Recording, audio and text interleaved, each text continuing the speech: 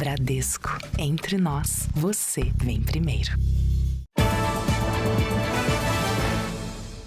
Olá, boa noite. Boa noite. O suspeito de matar um arquiteto durante um assalto em São Paulo se entregou à polícia. Detalhe, ele já tinha sido preso por roubo, mas estava em liberdade desde 2023. O outro homem que ajudou na fuga ainda é procurado. 3 dias depois do crime, Hugo Araújo, de 20 anos, se entregou no Departamento Estadual de Investigações Criminais, o DEIC. Segundo a polícia, ele confessou ter assassinado o arquiteto Jefferson Dias Aguiar. Depois de ver uma mulher ser assaltada, Jefferson avançou com o carro e atropelou o motoqueiro, que em seguida se levantou e atirou. Ele condenou à morte, ele foi lá e matou, porque ele achou que era um policial. E a polícia de São Paulo está levando ele para um julgamento justo. Hugo já tinha sido preso por outro assalto em 2023. Segundo a vítima, ela marcou um encontro num motel com um desconhecido por um aplicativo. No quarto, ele anunciou o assalto. Levou R$ 360 e o celular da mulher. Na época, Hugo negou ter participado do roubo, mas confessou estar no local do crime. Foi solto em agosto do mesmo ano por decisão unânime da 6ª Turma do Superior Tribunal de Justiça.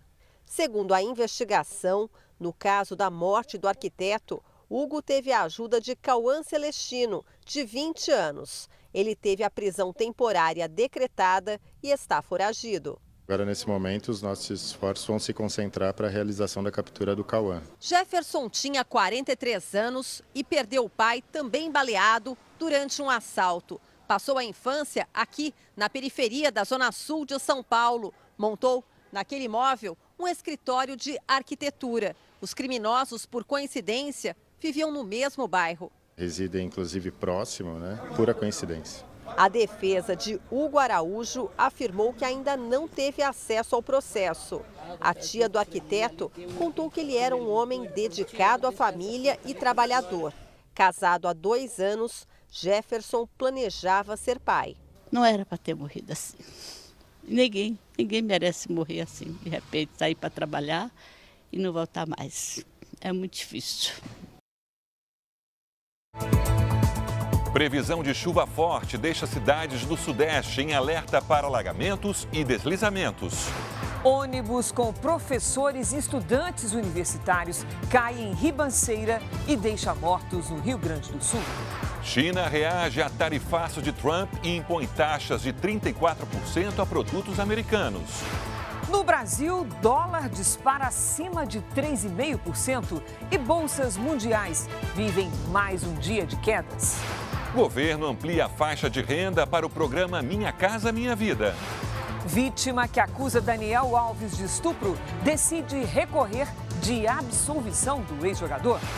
Todas as informações sobre Esporte Palmeiras que se enfrentam domingo com transmissão da Record, R7 e Play Plus.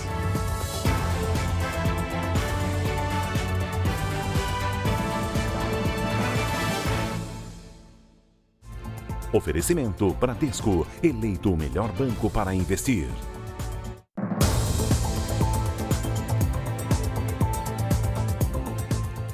O número de denúncias do chamado golpe do falso advogado já é 3 vezes maior este ano do que todas as ocorrências registradas em 2024. Cris, eu quase entrei para essa estatística. Foram 2 tentativas e, por sorte, desconfiei a tempo. Olha, agora os criminosos fazem até chamadas de vídeo para enganar as vítimas e ter acesso aos aplicativos financeiros. Esta vítima, que não quer se identificar, recebeu uma mensagem com a foto da própria advogada, informando que ela tinha ganhado uma ação judicial. Acreditei porque, assim, veio todo o processo, veio essa representação que a gente assina, contratando o advogado. Eu falei, é ela. Em seguida, uma pessoa fingiu ser o advogado da empresa processada e pediu uma chamada de vídeo. Sem desconfiar, ela aceitou. É assim que muitos golpes começam, uma simples videochamada. A vítima pensa que fala com o advogado, mas do outro lado estão criminosos prontos para capturar imagens do rosto da pessoa que serão usadas para fraudar mecanismos de segurança que exigem reconhecimento facial. A mulher só se deu conta de que tinha sido enganada quando o banco entrou em contato. Se eu estava fazendo alguma movimentação estranha, né? Porque o reconhecimento facial estava meio tremido. Aí eu falei, não. Aí eu entrei para verificar e eu falei assim, opa, que transações são essas? O prejuízo foi de R$6 mil. Em 2024, a OAB de São Paulo recebeu 440 denúncias do chamado golpe do falso advogado. Entre janeiro e março deste ano, o número triplicou e já chega a 1.329 denúncias. O inquérito foi instaurado na Delegacia de Crimes Cibernéticos. E nesse inquérito policial ele foi instaurado porque foi identificado que há algumas quadrilhas. Então há pessoas que se organizaram, né, para abusar da relação advogado e cliente. E o inquérito agora deve caminhar para medidas de investigação, busca e apreensão, quebra de sigilo. Em São Paulo, foi lançada uma cartilha com orientações a clientes e advogados. O advogado deve tomar algumas cautelas já no contrato. Eu recebo só nessa conta. Eu me comunico só nesse telefone. Esta semana, a OAB Nacional pediu a federalização das investigações dos casos sobre golpes de falsos advogados. Em nota, a Polícia Federal disse ao Ministério da Justiça que esses crimes não se enquadram na competência de investigação da Polícia Federal, porque não tem repercussão nacional e nem internacional. O segurança de uma agência bancária atirou e matou um cliente na região metropolitana de Salvador. E a agência estava movimentada, Cris. O motivo foi uma discussão pela demora no atendimento. O segurança foi preso. As imagens da câmera de segurança mostram um cliente exaltado dentro da agência. Ele discute com o gerente por causa da demora no atendimento. O segurança do banco tenta conter o homem e é agredido com um tapa no rosto. O vigilante reage e atira contra Sidney de Souza, de 43 anos. A agência estava cheia e as pessoas ficaram desesperadas. Sidney foi socorrido pelo SAMU, mas morreu no hospital. O caso aconteceu em Dias Dávila, na região metropolitana de Salvador. O segurança do banco foi preso em flagrante. Em depoimento, ele disse que agiu em legítima defesa. Geanderson de Souza teve a arma apreendida e foi autuado pelo crime de homicídio. Nós ponderamos também que a proporcionalidade da reação não foi adequada, porque o policial efetuou o disparo, podendo fazer outras ações para conter o paciente. O corpo de Sidney foi enterrado hoje à tarde. São Paulo e Rio de Janeiro prepararam gabinetes de crise para enfrentar o grande volume de chuva previsto para hoje e amanhã. A repórter Marcela Varasquim está no Centro de Gerenciamento de Emergência da capital paulista. O que foi preparado, Marcela? Boa noite. Boa noite, Sérgio, Cris, boa noite a todos. Estão reunidos aqui representantes da Defesa Civil Estadual, também da concessionária de energia elétrica, de abastecimento de água e dos bombeiros, justamente para monitorar em tempo real a formação de tempestades. E eles fazem esse monitoramento por meio desse mapa que a gente está mostrando agora. E, a partir daí, eles coordenam ações emergenciais nos municípios. Toda essa mobilização é por causa do grande risco de transbordamento de rios, alagamento de vias e deslizamento de encostas na região metropolitana de São Paulo, na Baixada Santista e no litoral norte. Durante a manhã, a chuva em Santos inundou avenidas. O Instituto Nacional de Meteorologia colocou toda essa região em alerta vermelho até amanhã. Na capital paulista, pode chover mais de 40% do esperado para todo o mês de abril em apenas 2 dias. Há possibilidade de rajadas de vento com até 50 km por hora. E o gabinete vai continuar montado aqui até domingo. Cris e Sérgio. Muita cautela, então. Marcela, obrigado. E agora vamos ver como está a situação no Rio de Janeiro. O repórter Pedro Paulo Filho está no Centro de Operações da Prefeitura. Pedro, boa noite. Já chove forte em algum lugar do Rio ou ainda não? Há registro de chuva moderada a forte, principalmente sobre a zona oeste da cidade. Sérgio, uma boa noite para você e boa noite a todos. O município do Rio está em estágio 2, que vai a uma escala de até 5. Isso significa o risco de ocorrências de alto impacto. Mas o que mais está preocupando nesse momento é a situação da Baixada Fluminense, onde há registro de alagamentos e chuva forte desde o início da tarde. Na cidade de Duque de Caxias, por exemplo, a prefeitura decretou situação de alerta extremo por causa das diversas ruas inundadas.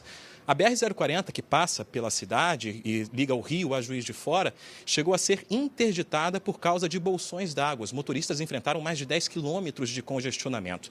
Nesse momento, o tráfego está fluindo por apenas uma faixa. Na região serrana, o que mais preocupa são as cidades de Petrópolis e Teresópolis. Por lá, a previsão é de que chova 300 milímetros em 3 dias. Isso é o triplo do esperado para todo o mês de abril.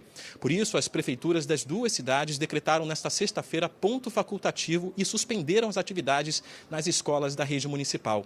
O governador do Rio, Cláudio Castro, também viajou a Petrópolis, está lá neste momento acompanhando, monitorando toda essa situação. Agora há pouco, ele concedeu uma entrevista coletiva, disse que não houve registro de ocorrências de alto impacto e que a previsão de chuva mais severa está para amanhã, entre 6 e 8 da manhã.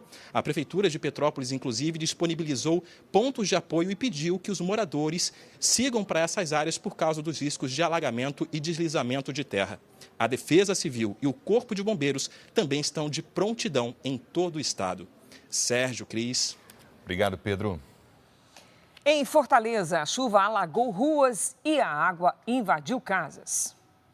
Vários municípios foram atingidos, houve queda de energia elétrica em alguns bairros e o trânsito ficou complicado na capital cearense. O Instituto Nacional de Meteorologia emitiu um alerta de perigo para chuvas intensas amanhã em mais de 100 cidades do estado. E ainda nessa edição, você confere a previsão do tempo para todo o Brasil. Uma operação na faixa de Gaza encontrou um dos terroristas responsáveis pelo sequestro da família Bibas. A mãe e os 2 filhos foram mortos no território palestino. As ações dos militares de Israel servem para expandir uma área de segurança para encontrar reféns no norte de Gaza. O governo acredita que pelo menos 24 de 59 reféns estão vivos. As Forças Armadas tentam salvar os reféns, já que não houve avanço nas negociações para um novo cessar-fogo. Em uma das ações, um vice-comandante do Hamas foi morto. O exército também revelou hoje que matou o terrorista que seria responsável pelos reféns israelenses. Mohamed Hassan estava envolvido no sequestro de Shiri, Ariel e Kfir Bibas. A família se tornou símbolo do sofrimento dos reféns depois da invasão do Hamas no dia 7 de outubro de 2023. Os Bibas foram mortos no território palestino. Apenas o pai sobreviveu e foi libertado na última trégua. Os alvos de Israel incluem extremistas que atuam em outras funções além das militares. As forças israelenses anunciaram hoje que mataram um terrorista que facilitava o financiamento do Hamas. Outro alvo foi um terrorista que participava da produção de propaganda do grupo, como os vídeos dos reféns pedindo o fim da guerra. Reféns que foram libertados e familiares dos que seguem em cativeiro se reuniram nesta sexta-feira na Casa Branca, em Washington, nos Estados Unidos. O grupo pediu ações para que todos os reféns sejam libertados. Veja ainda hoje, mulher que acusa Daniel Alves de estupro decide recorrer depois do ex-jogador ser absolvido. E a seguir, os detalhes sobre o decreto que amplia o programa para casa própria. Governo anuncia financiamento do Minha Casa Minha Vida para famílias com renda mensal entre R$ 8.000 e R$ 12.000.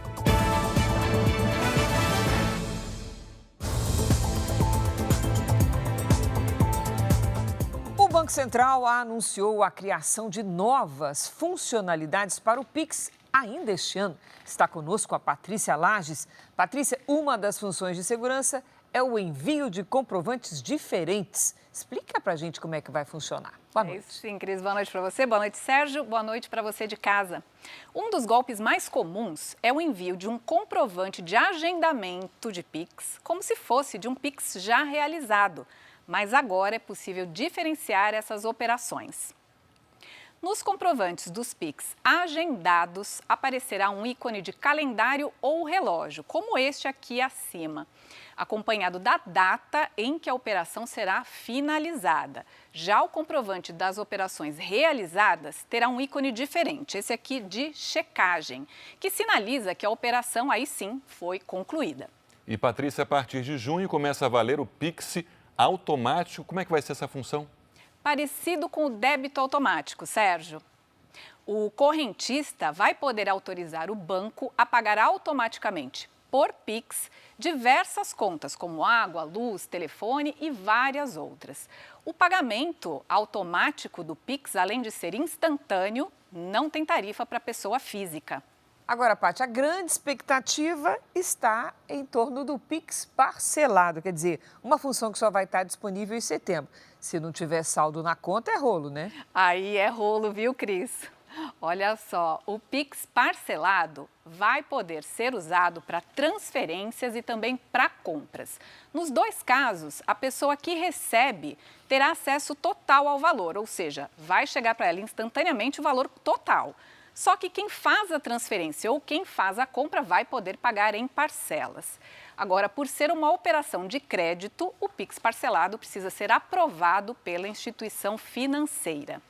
O Banco Central ainda não divulgou como serão as taxas de juros sobre o Pix parcelado, mas o consumidor já deve ficar atento ao seguinte: se não houver saldo no dia da cobrança, a conta vai ficar negativa, o que vai provocar a cobrança de mais juros. Apesar de ser uma tecnologia moderna, é preciso planejamento financeiro para usar bem. Cris, Lembrando Sérgio, que o Pix pagou, dançou. É isso aí. Nem mais volta. E Obrigada, Pix Paty. parcelado, eu lembrei de cheque pré-datado. Não é do Sim, tempo de é vocês, verdade. né? Ou se é. Obrigada, Paty. 7 estudantes morreram em um acidente de ônibus do Vale do Taquari, no Rio Grande do Sul. 5 pessoas estão feridas em estado grave. Equipes de emergência e voluntários usaram retroescavadeiras para estabilizar o ônibus que foi parar no meio de uma lavoura de milho. Máquinas agrícolas também foram usadas para ajudar no resgate. Estamos segurando o ônibus aqui para não cair para baixo mais do barranco. Que coisa triste. O ônibus transportava 33 pessoas. O motorista, professores e alunos do curso de paisagismo do Colégio Politécnico da Universidade Federal de Santa Maria. Eles viajavam cerca de 230 quilômetros para conhecer um jardim de cactos no município de Imigrante, no Vale do Taquari. O acidente aconteceu neste ponto, a menos de 1 quilômetro do destino final. O ônibus saiu da pista em alta velocidade, caiu em uma ribanceira e capotou por cerca de 100 metros naquela direção. A principal hipótese é que houve um problema nos freios. O Instituto Geral de Perícias recolheu o material para fazer as análises. Medições também em relação a frenagens, ao asfalto, a área de escape, toda essa questão, para que a gente possa depois instruir um procedimento bem qualificado que possa apurar as reais causas desse acidente. O local do acidente é conhecido por ser um trecho perigoso, sem acostamento, com muitas curvas e declive. Se deixou embalado, tu não vai conseguir chegar, não tem onde tu parar, né? Os feridos foram encaminhados para 3 hospitais da região. O motorista foi um dos primeiros resgatados. Ele queria só que a gente realizasse um curativo compressivo e liberasse ele para auxiliar, e ele só me disse que ele perdeu o freio na curva logo acima. A Universidade de Santa Maria decretou luto oficial de 3 dias e prepara uma equipe para dar apoio psicológico aos parentes e vítimas do acidente. A Marinha do Brasil divulgou um alerta de ressaca próximo à costa de Florianópolis, em Santa Catarina, até Campos dos Goitacazes, no Rio de Janeiro. Hoje quem está conosco é a Giovana Vizardo. Oi, Gi, boa noite. Até quando vai esse alerta? Até domingo, Cris. Boa noite para você. Boa noite, Sérgio. Boa noite para você que está com a gente. Atenção aos ventos fortes e à maré alta. As ondas podem chegar até 3 metros de altura. No Rio de Janeiro, ainda tem previsão de chuva forte no fim de semana e há alto risco para transtornos. Faz até 24 graus. Em São Paulo, tempo fechado e chove a qualquer hora. Máxima de 21. Em Palmas, as pancadas vêm ainda cedo e com raios.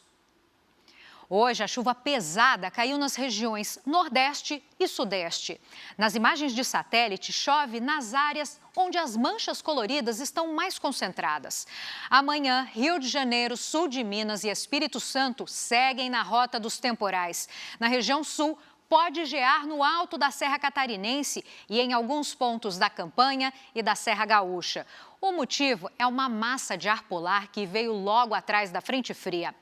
Tarde de sábado com 17 graus em Curitiba, em Vitória e em Cuiabá, 29. Calor de 31 em João Pessoa e até 30 graus em Manaus. Tempo Delivery. A Lúcia é de Senador Canedo, Goiás. Oi, Lúcia, bem-vinda. Amanhã o sol aparece de manhã e tem previsão de pancadas com raios à tarde.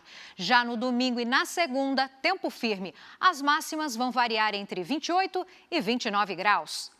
A Nilceia é de São Gabriel da Palha, no Espírito Santo. Boa noite, Nilceia. No fim de semana, o sol predomina ao longo do dia. As máximas vão até 32 graus. Na segunda, tem mudança. Chove à tarde e os termômetros não passam dos 28 graus. Mande sua mensagem para a gente. Use a hashtag #VocêNoJR e escreva o nome de sua cidade. Cris, Sérgio. Obrigada, Giovana. Veja a seguir, tarifas impostas por Donald Trump causam reação da China e reflexos na economia mundial. E no futebol, a segunda rodada do Brasileirão. Os preparativos para Sport e Palmeiras, que se enfrentam no domingo, com transmissão da Record, R7 e Play Plus.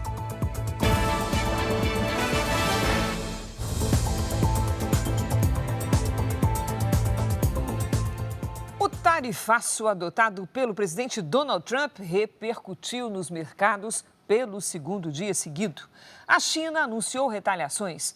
Com isso, hoje, não somente as bolsas de valores também caíram. As cotações do petróleo também, tudo por causa da expectativa de retração econômica. Sem saber o que vai acontecer, os investidores decidiram pela venda massiva de ações, principalmente das empresas que podem ser mais prejudicadas com as tarifas impostas pelo presidente Donald Trump. Com medo de que os americanos deixem de comprar carros japoneses, as ações das grandes montadoras caíram até 5%. Nesse ritmo, as bolsas da Ásia fecharam no vermelho, com o Japão registrando o pior resultado, queda de 2,75%. O risco de retração nas vendas de carros teve reflexo também na cotação do petróleo, que chegou a cair 8%. E o cobre, metal usado na fabricação de veículos elétricos, também demonstrou temor, com recuo de mais de 5%. As tarifas anunciadas pelos Estados Unidos variam de país para país, oscilam de 10% até o acumulado de 54% para a China. Já os produtos da União Europeia têm taxas de 20%. E as bolsas do bloco não ficaram indiferentes. O índice Pan-Stocks, que representa 600 empresas do continente, teve queda de mais de 5%. Foi a pior perda desde março de 2020. Somente hoje, Paris teve um prejuízo de 4,26%, o que não acontecia desde março de 2022. Madrid, na Espanha, fechou em queda de 5,83%. E Milão, na Itália, recuou 6,53%. Aqui no Reino Unido, o impacto também foi sentido com força. O principal índice da Bolsa de Valores teve a maior queda diária desde o início da pandemia de Covid-19, 5 anos atrás. A sexta-feira fechou com uma baixa de 4,9%, marcando um dos piores resultados da história recente. E as bolsas americanas não viam um dia tão ruim desde a pandemia. O índice Dow Jones fechou em queda de 5,5%. O S&P 500 perdeu 5,9%. E a Nasdaq, bolsa das empresas de tecnologia, despencou 5,82%.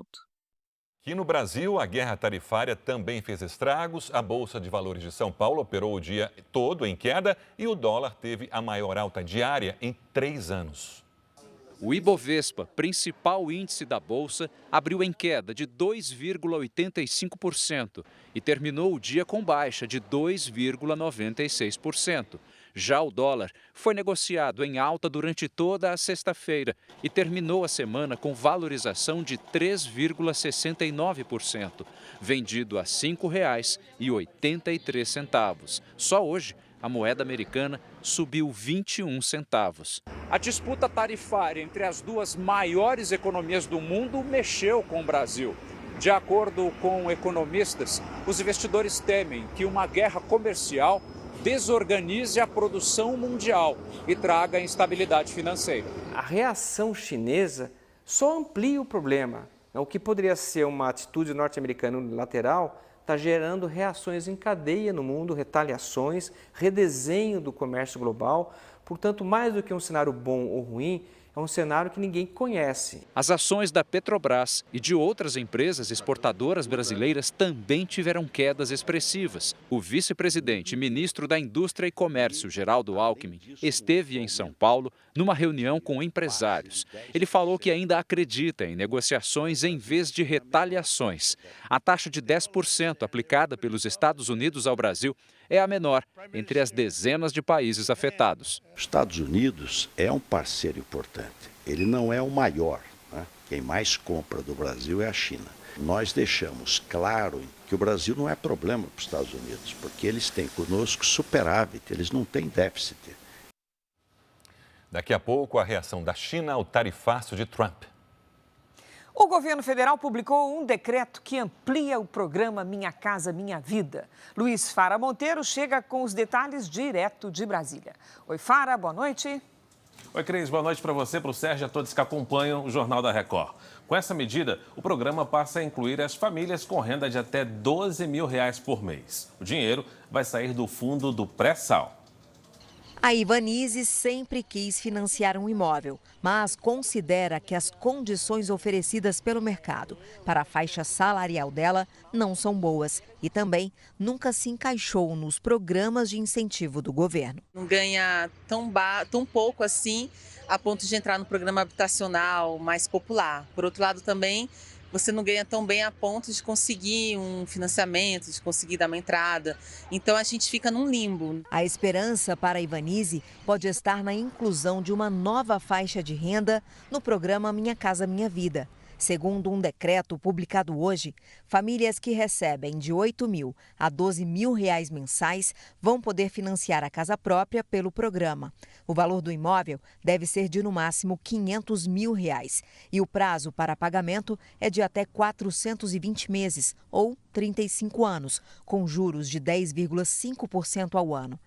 Mas, ao contrário das famílias com rendas mais baixas, a nova faixa não vai contar com subsídios, ou seja, quem financiar vai ter que pagar o valor integral do imóvel. A expectativa é que a nova modalidade comece a valer já a partir da primeira quinzena de maio. A meta do programa é chegar aos 2 milhões de contratos. Nos 2 primeiros anos do governo, mais de 1.250.000 famílias aderiram ao programa. Para garantir essa nova linha de crédito, serão usados recursos do Fundo Social, criado a partir da arrecadação com o petróleo do pré-sal.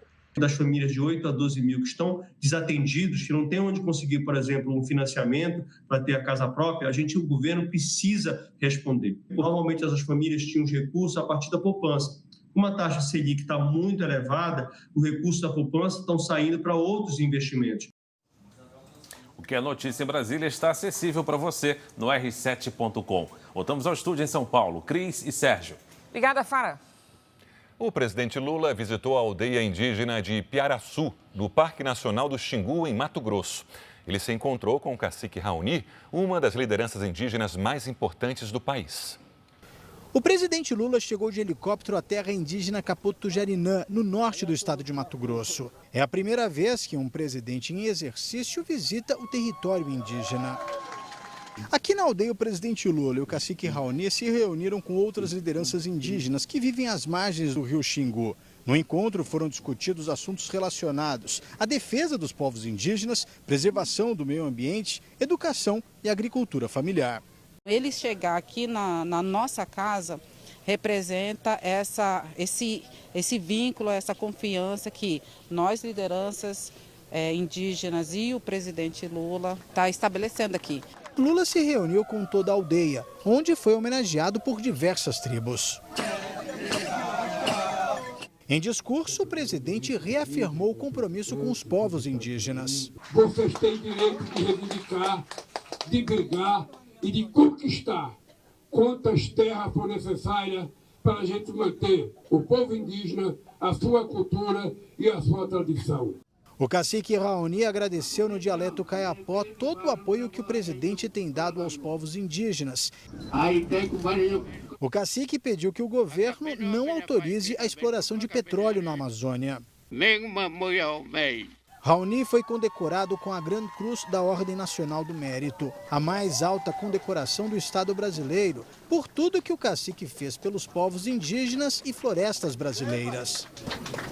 Não existe na face da terra nenhum homem, nenhum presidente, nenhum rei mais representativo do que o nosso querido Raoni. O governador de Goiás, Ronaldo Caiado, do União Brasil, lançou hoje a pré-candidatura dele à presidência da República. O lançamento foi em Salvador. Ronaldo Caiado recebeu o título de cidadão baiano e a Comenda 2 de Julho, a mais importante da Bahia. Na minha campanha presidente da República, eu estou lançando aqui na Bahia, que é, sem dúvida nenhuma, a mãe do Brasil. Eu quero falar aqui da Bahia para todo o Brasil. Caiado tem 75 anos, é médico e atualmente exerce o segundo mandato como governador de Goiás. Já foi deputado federal e senador da República. Em 1989, nas primeiras eleições depois da redemocratização, também foi candidato à presidência da República. Caiado agora dá um primeiro passo com o intuito de se viabilizar, de ganhar musculatura, de ganhar projeção nacional. Aliados de Caiado participaram do lançamento, que reuniu cerca de 5.000 pessoas. Tenho certeza que lá em 26, os partidos de direita, de centro-direita vão se unir para a gente derrotar o PT e o Lula, porque a gente não aguenta mais. O brasileiro não aguenta mais esse governo. Além de convencer o próprio partido, União Brasil, outro desafio de Ronaldo Caiado é se tornar mais conhecido entre os eleitores brasileiros. Por isso, ele pretende conciliar o governo de Goiás com viagens pelo Brasil. Me perguntaram como eu vou fazer para ser conhecido. Começando aqui, meu ponto de partida. Aqui é o grande momento da nossa pré-campanha por Salvador, caminhando os outros estados do Nordeste e aí sim, podendo debater com a população, com todas as entidades de classe, mostrando o que nós fizemos. É um candidato que tem proposta e que, ao mesmo tempo, tem realizações para poder apresentar à população brasileira.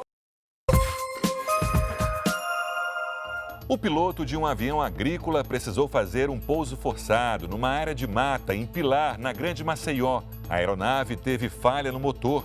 O piloto teve ferimentos leves e foi levado para o hospital. O avião teve pequenos danos na fuselagem. Uma operação contra fraudes bancárias prendeu 21 pessoas no Maranhão e no Piauí. Os suspeitos criavam documentos falsos com dados de pessoas reais e faziam empréstimos. O grupo movimentou cerca de 12 milhões de reais. Um dos chefes da quadrilha fugiu para a Itália. A Interpol foi acionada. Um suspeito foi baleado e morto durante uma tentativa de assalto em Botafogo, na zona sul do Rio. O motorista que passava pela região registrou a abordagem. O suspeito rende o policial federal com uma imitação de uma arma. Em seguida, o agente reage e dispara contra o criminoso. Ele não resistiu aos ferimentos e morreu no local. Um casal foi preso em Goiânia por suspeita de produzir e vender remédios ilegais para emagrecer. Veja essa, eles misturavam medicamentos de uso controlado num laboratório clandestino dentro de casa. Esta mulher que aparece no vídeo foi presa com o marido. De acordo com a polícia, ela oferecia na internet uma suposta fórmula manipulada com ingredientes naturais que seria capaz de dar resultados equivalentes ao de canetas emagrecedoras. A investigação começou depois de uma denúncia do Ministério Público. A Polícia Civil cumpriu mandados de busca e apreensão em 3 endereços. Na residência do casal, descobriu um laboratório clandestino onde os medicamentos eram manipulados de maneira ilegal. A gente encontrou pacotes aí já prontos para serem enviados para diversos estados da federação. No laboratório clandestino, a polícia encontrou medicamentos de uso controlado como inibidores de apetite, antidepressivos e até estimulantes sexuais. Em depoimento, o casal confirmou que misturava as substâncias a farinhas de arroz e de aveia para depois vender em cápsulas como um produto supostamente natural. A polícia investiga como os suspeitos conseguiam comprar os remédios de uso controlado. A defesa deles não foi localizada. O casal poderá responder por associação criminosa e adulteração de medicamentos. Esta nutróloga alerta sobre os riscos de consumir remédios de procedência duvidosa. Cada medicação também tem possíveis efeitos colaterais, dependendo da dose e da substância utilizada. Podem alterar de forma significativa o humor, comportamento, causando irritabilidade, até mesmo depressão. O aumento no preço do cacau deve deixar o presente da Páscoa mais caro esse ano. Que triste, né, Sérgio? No Pará, um dos maiores produtores de cacau do mundo, os empresários buscam alternativas para baratear todo o processo. A Fernanda produz o próprio cacau para fazer o chocolate artesanal. É assim que ela vai conseguir manter os preços na Páscoa. A Páscoa é o nosso Natal, na verdade, né? Das fábricas de chocolate todas. Tudo aumentou, o cacau está nas alturas. Nós não estamos ainda sentindo muito esse valor do cacau porque nós produzimos e hoje o que produzimos nós conseguimos absorver para dentro da nossa fábrica, que é a nossa produção de chocolate. A fruta ficou mais cara a partir do segundo semestre do ano passado, após a quebra de safra dos grandes produtores africanos, em especial Gana e Costa do Marfim. Neste ano, os produtores brasileiros estão otimistas. A safra deve ser melhor que a de 2024. Atualmente, o país é o 6º maior produtor de cacau do mundo, com mais de 300 mil toneladas por ano. O que nós produzimos ou nós usamos para fazer os nossos chocolates em algumas fábricas. Hoje em dia a gente não se preocupa com o mercado fora do Brasil, porque os preços que são ofertados no Brasil são muito mais atrativos do que o mercado internacional. A alta no preço do cacau no mundo nos últimos anos impacta no custo da produção e, consequentemente, na Páscoa. Pensando nisso, esse produtor paraense criou um doce feito 100% de cupuaçu. Ele acredita que pode ser uma boa alternativa ao chocolate. E esse projeto ficou engavetado muito tempo porque ele era bem mais caro que o chocolate. E aí veio a crise do cacau e ele foi desengavetado e agora se torna também um produto de alto padrão que está disponível com preço até mais acessível que o cacau e o chocolate.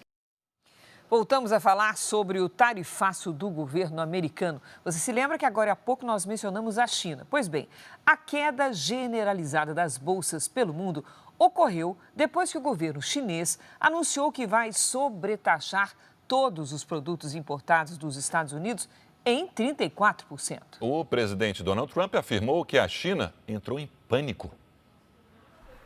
O plano anunciado por Trump prevê que a China receba mais uma tarifa de 34% sobre todos os produtos que entrarem nos Estados Unidos. A medida se soma aos 20% que tinham sido anunciados anteriormente. Em retaliação, o governo chinês anunciou que vai aplicar uma sobretaxa de 34% sobre as importações americanas a partir de 10 de abril.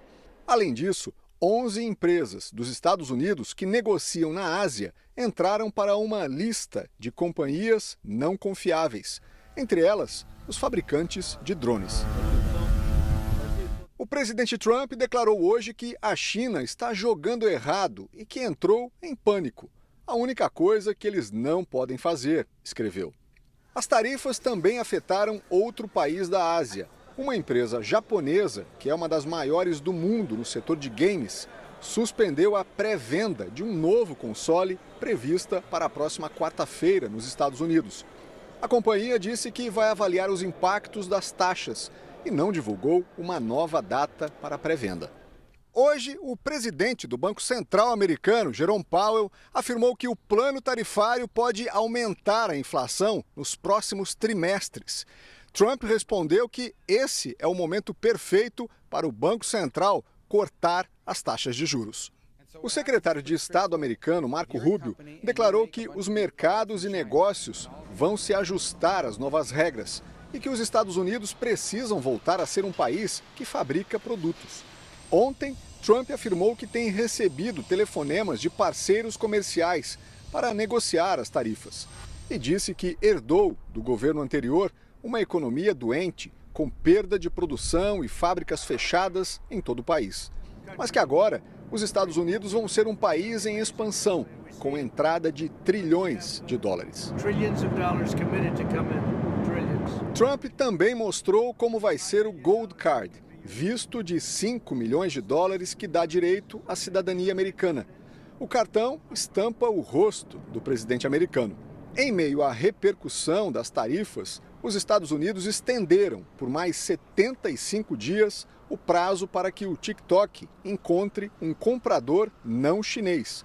Caso contrário, vai ser banido dos Estados Unidos por motivos de segurança nacional. O ministro Nunes Marques, do Supremo Tribunal Federal, pediu mais tempo para analisar a validade de decisões da Operação Lava Jato contra Antônio Palocci. O ex-ministro havia sido condenado a 12 anos de prisão por corrupção e lavagem de dinheiro. O placar estava empatado na segunda turma do STF em 2-2.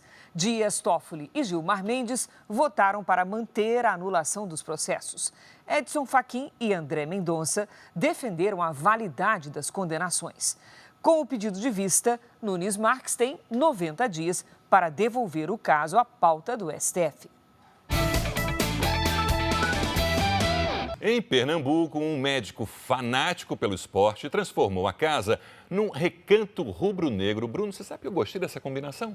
Eu também. Vamos conhecer um pouco mais. Afinal de contas, o local é conhecido como a Toca do Leão e fica em Camaragibe, região metropolitana do Recife. É na Rua de Terra, onde fica a casa do médico Clênio, ou melhor, a Toca do Leão. Quem chega já é recebido pelo mascote do time. Do carro preto e vermelho à caixa d'água, tudo lembra o esporte. Um sonho que começou há mais de 10 anos. Idealizei um local onde eu pudesse me sentir dentro da ilha, mesmo longe dela, né? Então foi essa a intenção primeira. Eu então fui agregando coisas e passou a ser uma diversão, né? Os banheiros têm detalhes nas cores do time. Até o papel higiênico não escapou. Copos e pratos levam o símbolo do clube. As cadeiras da mesa são bem especiais. Vieram direto da Ilha do Retiro, o estádio do esporte. Quando o esporte foi fazer a reforma nas cadeiras, eu adquiri 8 cadeiras que têm o DNA leonino, inclusive com as cicatrizes de guerra, né? Impregnadas de história. É neste clima rubro-negro que a família e amigos se reúnem para acompanhar os jogos do esporte. Aqui a família toda, nossos descendentes, todos aprendemos a gostar do esporte, né? A gostar não, a ser quase que doente mesmo pelo esporte. A gente faz realmente uma razão de viver o esporte. Outra peça que chama muita atenção é essa daqui, a réplica da Taça das Bolinhas, como ficou conhecida pelo campeonato de 1987. Com o Leão de volta à Série A, não custa nada sonhar com mais um título nacional. Nós vamos enfrentar equipes com um potencial financeiro muito maior do que o nosso, mas eu estou confiante, eu acho que dá para fazer uma campanha decente. Depois de empatar com o São Paulo na estreia, a próxima partida será contra o Palmeiras. A Record transmite o jogo a partir das 6 horas da tarde neste domingo. Se depender da torcida, os 3 pontos vão ficar em Pernambuco. E aconteceu mais uma vez. Um torcedor do Sporting Cristal do Peru foi flagrado fazendo gestos racistas contra torcedores do Palmeiras. Este homem imitou um macaco para a torcida palmeirense quando deixava o estádio em Lima, depois do jogo da Libertadores. A Conmebol abriu um processo disciplinar para investigar o caso.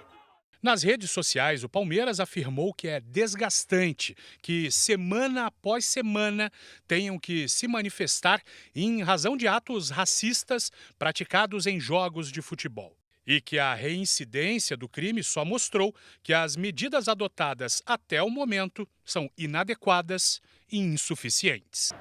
E o Renato Gaúcho falou hoje pela primeira vez como técnico do Fluminense nessa 7ª passagem pelo clube, não é isso, Bruno? É 7ª passagem, realmente impressionante, isso sem contar como jogador. Ele disse que os jogadores do Flu vão atuar como um time grande, com alegria e coragem.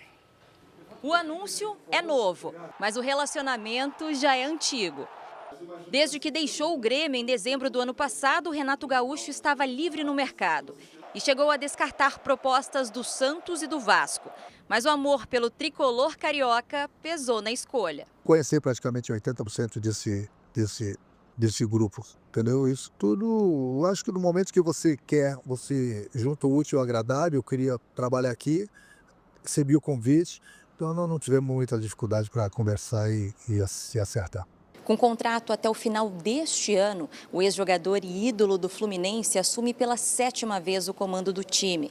Renato prometeu uma equipe que jogue com alegria e coragem. Para isso, ele está de olho nos garotos da base e não descarta a contratação de novos jogadores. A gente nunca pode falar assim, não, esse grupo está fechado.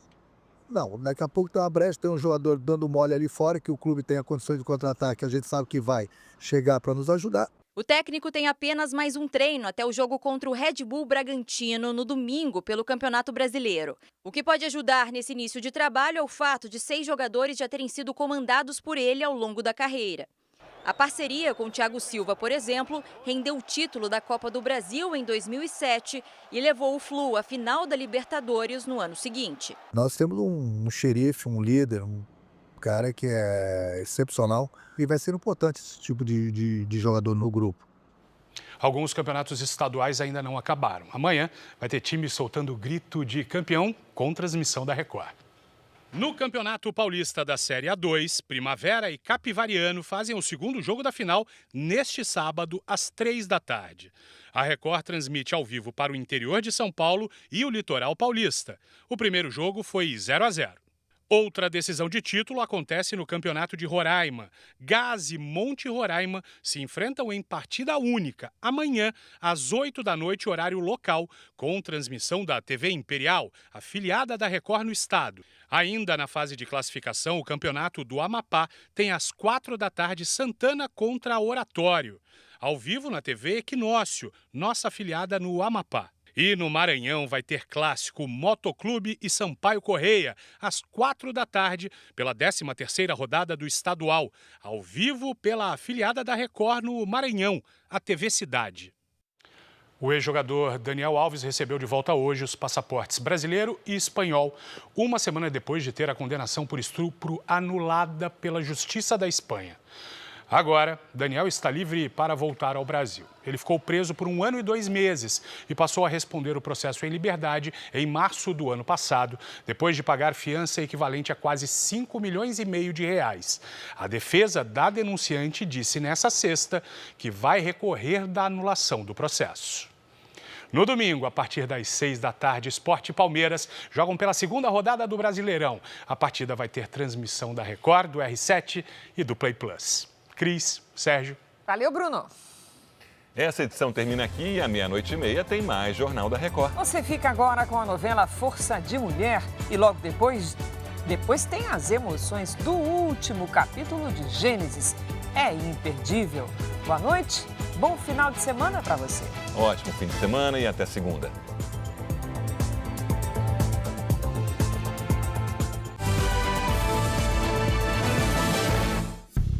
Bradesco, entre nós, você vem primeiro.